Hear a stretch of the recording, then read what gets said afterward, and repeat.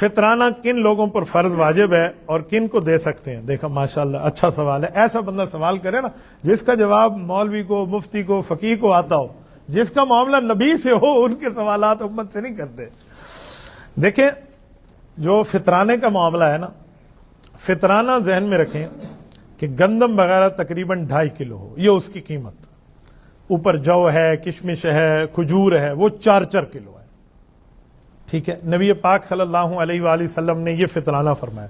اب فطرانہ کس پہ ہے؟ کچھ لوگ سمجھتے ہیں جس نے روزے نہیں رکھے فطرانہ اس پہ ہے، جس نے روزے رکھے ہیں وہ تو جان چھوٹ گئی.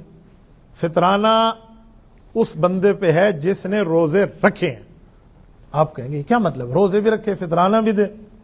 بھائی روزے میں کمی بیشی ہو جاتی ہے.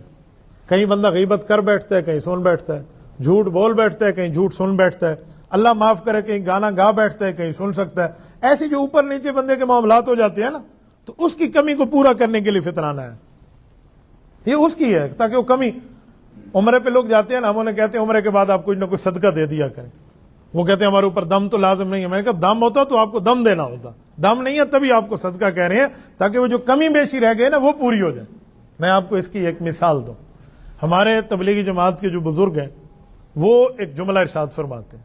وہ کہتے ہیں جس وقت گشت کریں نا، لوگوں کو لے کر آئیں نماز کے لیے، دین کی دعوت کے لیے، تو آپ گشت کریں. جاتے ہوئے جب آپ گشت کرتے ہوئے جائیں گے نا، تو آپ اس وقت کوئی سی بھی چیز پڑھ لیں، تسبیح پڑھ لیں، سبحان اللہ پڑھ لیں، لا الہ الا اللہ پڑھ لیں، الحمدللہ پڑھ لیں. لیکن جب آپ گشت ختم کر کے واپس آئیں گے تو آپ استغفار کریں. وہیں سے واپسی پر مسجد تک استغفار ہو.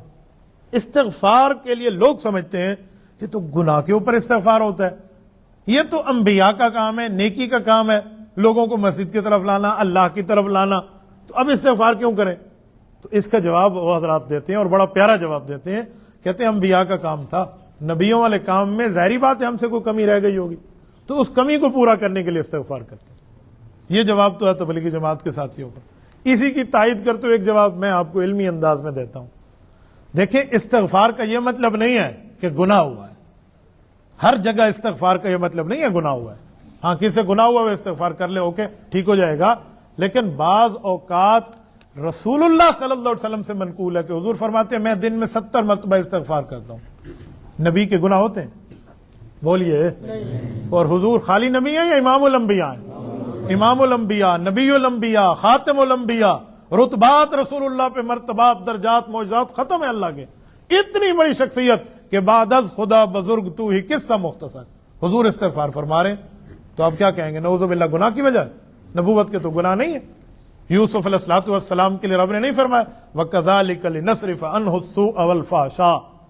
زلیخا نے اپنی طرف متوجہ کیا اور فرمایا اسی طرح ہم انبیاء کو بچا دیتے ہیں گناہوں سے. رب کریم نے بچایا. رسول اللہ صلی اللہ علیہ وسلم کے لیے فرمایا لِيَغْفِرَ لَكَ اللَّهُ مَا تَقَدَّمَ مِنْ ذَنبِكَ وَمَا تَأَخَّرَ. نبی کے کوئی گناہ نہیں ہے جسے سمجھتے ہو اگلے پچھلے معاف ہے. تو وہ نبی استغفار کریں ایک دن میں 70 مرتبہ، تو اس کا مطلب یہ نہیں ہے کہ گناہ پہ استغفار ہوتا ہے، بلکہ اس کا مطلب ہے کہ اپنی نیکی کی حیثیت کو بڑھایا جاتا ہے، اس لیے استغفار ہوتا ہے.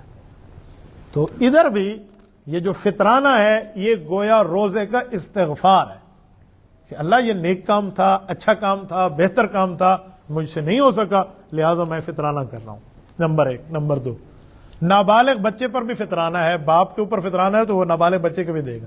اب آپ کے ذہن میں آئے گا کہ نابالغ بچے نے تو روزہ رکھنا نہیں ہے، اس پہ کہاں سے استغفار کا معاملہ آ گیا؟ تو ادھر ایک بات ذہن میں سمجھیں، ادھر والد کو ترغیب دی جا رہی ہے کہ دیکھیں تیرے اوپر ذمہ داری ہے تو ان کا معاملہ ادا کرے گا. گویا تو ترغیب دے رہا ہے اپنی اولاد کو کہ بیٹو آج تم نابالغ ہو، تمہارا فطرانہ میں دے رہا ہوں، کل تمہارے اوپر تمہاری اولاد کی ذمہ داری آئے گی تو کرنا ہوگا. یہ حقوق ہوتے ہیں، یہ سمجھایا جا رہا ہے. میں نے بھی اپنے نابالغ بچوں کو فطرانہ دیا، تو یوں فطرانے آپ نے دینے ہیں. بلکہ علماء نے لکھا ہے کہ فطرانہ اس بچے کا بھی والد پہ دینا واجب ہے جو بچہ 1 شوال کی صبح سے پہلے پیدا ہو گیا.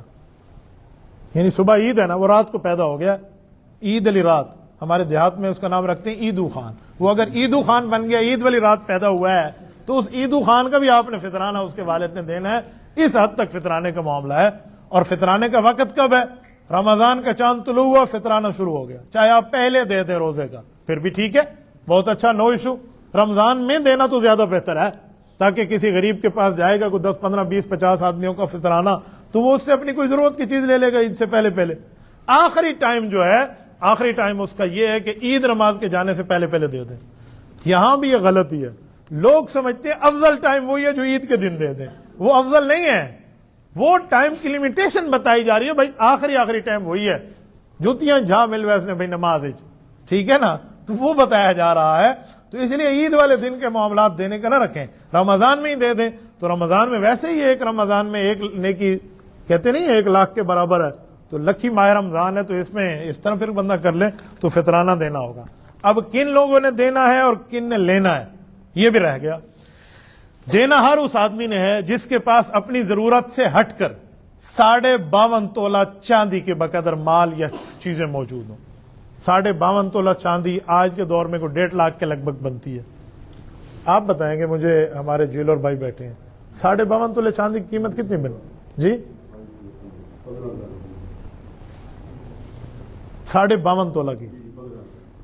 بس اسی کے لگ بھگ جس آدمی کے پاس پیسے ہیں نا, تو وہ آدمی جو ہے نا کیا کہتے ہیں فطرانہ دینے کی پوزیشن میں. اور جس کے پاس اتنا مال بھی نہیں ہے وہ فطرانہ لے گا. ہر روزے دار پر بھی فطرانہ نہیں ہے, اس روزے دار پہ جس کے پاس اتنا مال ہو وہ فطرانہ دے گا. اگر کسی بندے کو اللہ نے ویلیو دی ہے, وہ کشمش کے لحاظ سے بھی دے سکتا ہے, وہ جو کے لحاظ سے بھی دے سکتا ہے, وہ کھجور کے 4 کلو کے حساب سے بھی دے سکتا ہے. آخری جو ہے وہ گندم والا ہے. لوگ سمجھتے ہیں گندم افضل ہے, نہیں, گندم بالکل متوسط اینڈ کے طبقے کے لیے ہے, تو ایسے ہی بن سکتا ہے. تو اس طرح آپ نے سب کا دینا ہے, بالغ نابالغ سب کا.